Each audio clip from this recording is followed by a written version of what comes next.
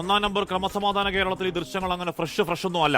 എന്നാലും ഏതെങ്കിലും പാതിരാത്രി ഇരുട്ടുവാക്കല്ല. പട്ടാപ്പകൽ 11 മണിയാണ്. ദേശീയപാതയോരം ആ പണി നടക്കുന്ന കുഴിയിലേക്ക് ഒരു കാർ ഇടിച്ചു മറിച്ച് അകത്തുള്ള ഒരുത്തനെ വലിച്ചുവാരി പുറത്തിട്ട് കൈവറയ്ക്കാതെ വടിവാളിന് ആഞ്ഞാഞ്ഞു വെട്ടിയതിൽ കയ്യും കാലും നുറുക്കിനരിയും പോലെ തലയൊട്ടിക്ക് പലയാവർത്തി വെട്ടിത്തീർത്ത് കൂളായി ഇന്നോവ ഓടിച്ചു പോയ ദൃശ്യങ്ങൾ കണ്ട് അയ്യോ എന്ന് ഞെട്ടിയെന്ന് ആരും പറയല്ലേ, ചുമ്മാതാണ്.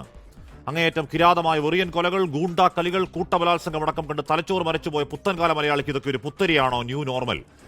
പേരിനൊന്ന് പേടിച്ച പോലെയെങ്കിലുമോ കാണിച്ചോ കാലന്മാരുടെ അഞ്ചംഗ സംഘം. വെറുതെ ഒരു കോവിഡ് കാല മാസ്ക് ഇട്ടില്ല, മുഖം മറച്ചിട്ടില്ല.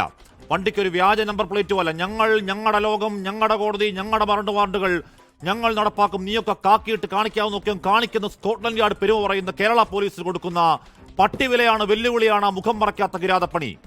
അധ്വാനിച്ച് അച്ഛൻ നടത്തിയ അലുവ കച്ചവടത്തിന്റെ പേരിൽ കിട്ടിയ പേരാണ് അലുവ അതുൽ.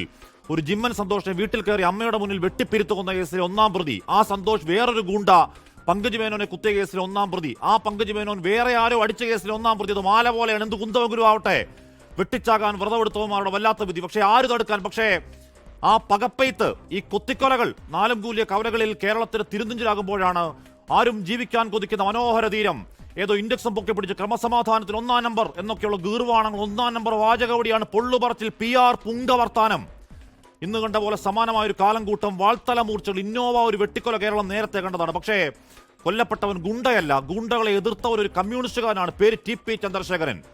ആവർത്തന വെട്ടിന്റെ വക്താക്കൾക്ക്, ഗൂണ്ടകൾക്ക് ഇഷ്ടം പോലെയാണ് ആനുകൂല്യങ്ങൾ, പരോളുകൾ, റേവ് പാർട്ടികൾ, തടവുകാലം, തോന്നിയവാസം. അങ്ങനെ ഗൂണ്ടകളെ ചേർത്തുപിടിക്കലാണ് കേരള മാതൃകയെങ്കിൽ ഇനിയും തെരുവുകളിൽ നിറയും പൂക്കുല പോലെ തെറിക്കും തലച്ചോറിന്റെ ഒരുപാട് ചോരക്കാലങ്ങൾ. റോഡിലോട്ടിറങ്ങിയാൽ ഒന്നുകിൽ ചാടി വീട് കടിച്ചു പറിച്ചു കൊല്ലാൻ ഓങ്ങി നിൽക്കുന്ന ഭ്രാന്തൻ പേപ്പട്ടികൾ, അല്ലെങ്കിൽ അതിനേക്കാൾ പേപിടിച്ച ഗൂണ്ടാപ്പട ഈ നാട്ടിൽ ഇതുവരെ ജീവനോടെ ഉണ്ടല്ലോ.